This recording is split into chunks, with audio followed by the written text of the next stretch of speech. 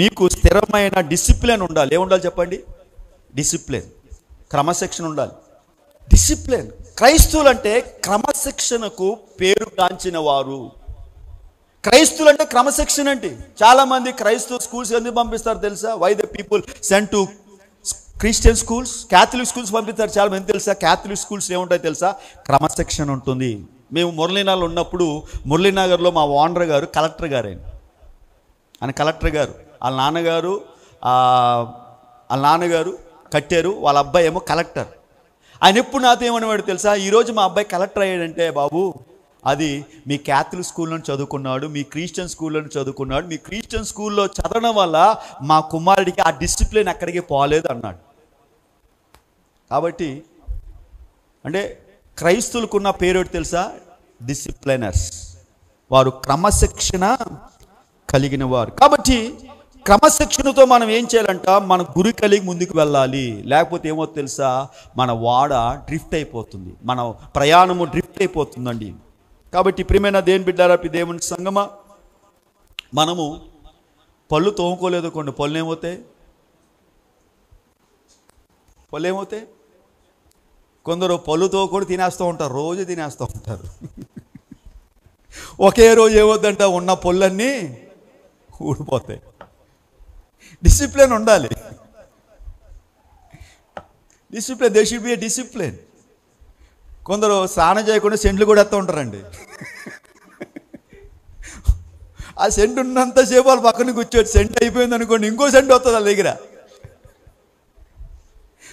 వాళ్ళకి ఏం లేదంట? డిసిప్లిన్ లేదు.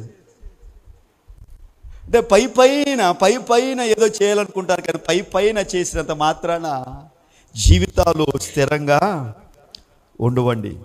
కాబట్టి మన నిర్లక్ష్యం వహించి ఇంత గొప్ప రక్షణ మన నిర్లక్ష్యం చేసిన ఎడల ఎలాగ తప్పించుకుందాము? ఈ 2024 సంవత్సరం దేవుడిచ్చే రక్షణ నిర్లక్ష్యం చేయొద్దు. Don't neglect the salvation that what Jesus has given you. నిర్లక్ష్యం చేయొద్దు, గమ్యాన్ని చేరాలి.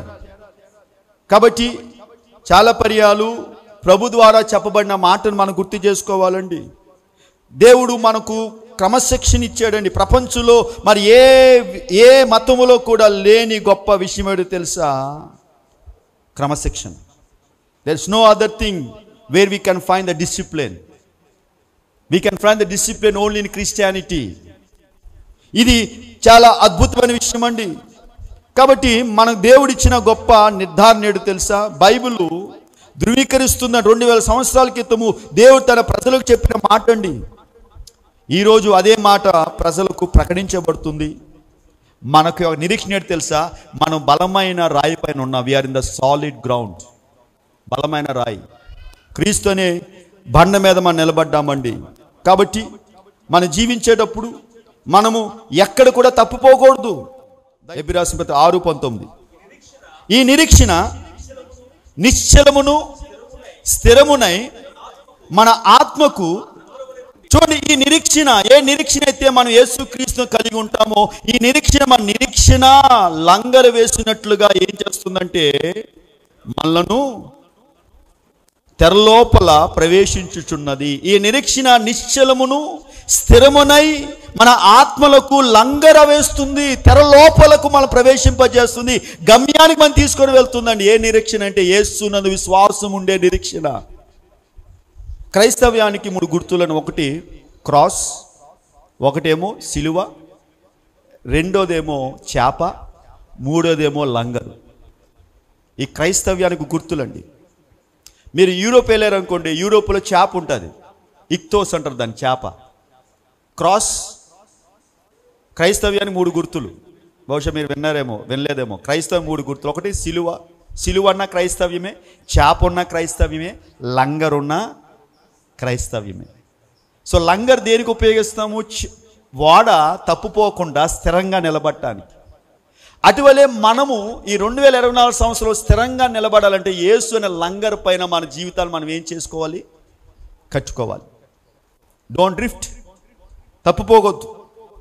లోకం చూడొద్దు. లోకంలో ఉన్న దేని వైపు మీరు చూడొద్దండి. అటువలే ఒకటి స్థిరమైన గురి ఉండాలి, రెండోది స్థిరమైన క్రమశిక్షణ ఉండాలి, మూడోది స్థిరమైన భక్తి ఉండాలి. స్థిరమైన భక్తి, ఏ ఫిర్మ్ డివోషన్, స్థిరమైన భక్తి.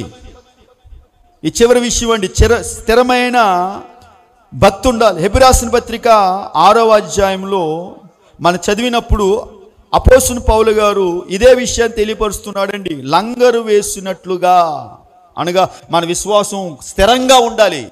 గాలికి అటు ఇటు కొట్టుపోయే వాళ్ళే మనం భక్తి మార్చుకోకూడదు.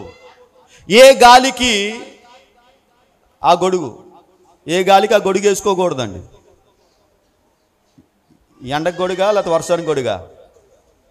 నో. స్థిరమైన భక్తి. ఈ 2024 స్థిరమైన భక్తితో ఉండాలి. స్టాబుల్ ఫెయిత్, స్టాబుల్ డివోషన్, స్థిరమైన విశ్వాసం, స్థిరమైన నిరీక్షణతో మనం ముందుకు వెళ్ళాలని ప్రభు పేట నేను ఈ సమయంలో మీకు చెప్పాలనుకున్నా. మా నిరీక్షణ యేసులో మాత్రమేనండి. మన ఆత్మల కాపరి అయిన యేసు, ఆయన దగ్గరికి మనం వద్దామండి. కాబట్టి ప్రభునందు ప్రియమైన దేవుని బిడ్డలపై దేవుని సంగమా, కాబట్టి మన రక్షణకు కారణము యేసు ప్రభువారు మాత్రమే. ఈ 2024 సంవత్సరంలో మనకు స్థిరమైన గురి ఉండాలి. స్థిరమైన గురి ఉండాలి. రెండోది స్థిరమైన క్రమశిక్షణ ఉండాలి. మూడోది స్థిరమైన భక్తి ఉండాలి. 3 పాయింట్స్ రాసుకోండి. మళ్ళా డిసెంబర్ 31వ తారీఖున ఒక్కసారి మీరు ఆలోచించండి. మీకు స్థిరమైన గురి కలిగి ఉన్నారు. ఈ సంవత్సరం ఒక గురి రాసుకోండి. మీరు ఏమవ్వాలనుకున్న గురి రాసుకోండి. What you want to become, right it. So Alexander Fleming, అటువలే ఎడిసన్ ఏది కొనుక్కున్నారు? బల్బు.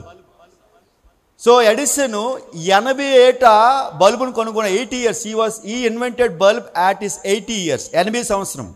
అప్పటికే కొన్ని వేల సార్లు అతను ప్రయత్నం చేశాడంట. కానీ ప్రయత్నాన్ని ఏం చేయలేదు, చాలాసార్లు ఫెయిల్ అయిపోయిందండి. కానీ 84వ సంవత్సరం అడుగుపెట్టినప్పుడు బల్బును కనుక్కున్నాడంటండి. అంటే అతడు గురి ఏం నిలిపాడు? నేను ఒకటి కనుక్కోవాలి. I want invent something great. వీళ్ళందరూ మొదటిసారి కాదండి. ఎగ్జామ్ ఫిలిం కూడా ఒకేసారి పెన్సిల్ ఆ రోజు చాలా మంది చనిపోరు, లక్షల మంది, కోట్లాది మంది చనిపోదు ఇన్ఫెక్షన్తో. అలెగ్జాండర్ ఫిల్మ్ ఒకసారి కొనుక్కోలేదండి, కొన్ని సంవత్సరాలు పట్టింది. దేని కొనుక్కోవడానికి? పెన్సిల్ని కొనుక్కోవడానికి. లైట్ కొనుక్కోవడానికి కొన్ని సంవత్సరాలు పట్టింది. బహుశా 50 సంవత్సరాలు పట్టింది ఎడిసన్కి. కానీ వారు ఏం చేసే గురి, మేము ఏదో ఒకటి కొనుక్కోవాలి. గురి.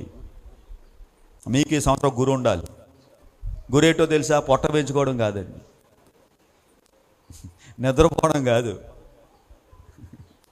ఒక గురి ఉండాలి. భక్తి గురించి గురి ఉండాలి. ఈ సంవత్సరం దేవుళ్ళు ఎలా జీవించాలో గురి. దేవుని మందిరానికి ఎంత సమయం దేవుని కేటాయించే గురి. ప్రభు కొరకు ఏం చేయాలని గురి. క్రమశిక్షణ, ఒక నిర్దిష్టమైన గురి కలిగి ఈ 2024 సంవత్సరంలో మీరు జీవించాలని మీరు ప్రభువుకు ప్రార్థించి, అప్పుడేమో తెలుసా, మీరు గాల్లో తేలిపోతారు. 2024 సంవత్సరం డిసెంబర్ నాటికి మీరు ఎక్కడున్నారో తెలుసా? You will be in the clouds. మీరే అంటే ఎప్పుడైతే మీ గురి చేరారో మీకేమవుతుందో చెప్పండి, గాల్లో తేలిపోతూ ఉంటారంట. అలా ఉండాలి. అంతేగాని గాల్లో తేలిపోకుండా భూమి మీద అటు ఇటు దొరలేలాగా ఉండకూడదు. ఓకే, మీరు ఒక స్థిరమైన గురి 2024 సంవత్సరంలో కలిగి ఉండాలని ప్రభు పేరట నేను మీకు సెలవిస్తున్నాను. కాబట్టి మీకు ఒక క్రమశిక్షణ ఉండాలి. మీ చివరికి ఎక్కడ చేరాలంట? గమ్యానికి చేరాలి. మీ జీవితము it has to go to the harbour చేరాలంటే మీరు విశ్వాసం కర్తయు దాన్ని కొనసాగించు వాడిని యేసు వైపు మీరేం చేయాలి? ఓపికతో ఆయన వైపు మీరేం చేయాలి? మనుషులు చూడొద్దు, పరిస్థితులు చూడొద్దు, మీ స్థితిని చూడొద్దు, ఆర్థిక పరిస్థితులు చూడొద్దు, ఏది చూడొద్దు. ఎవరు చూడాలి? మీరు ఎవరిని చూడాలి? యేసయ్యని చూడాలి. ఆయనే మిమ్మల్ని ఏం చేస్తాడు? గమ్యాన్ని తీసుకువెళ్తాడు.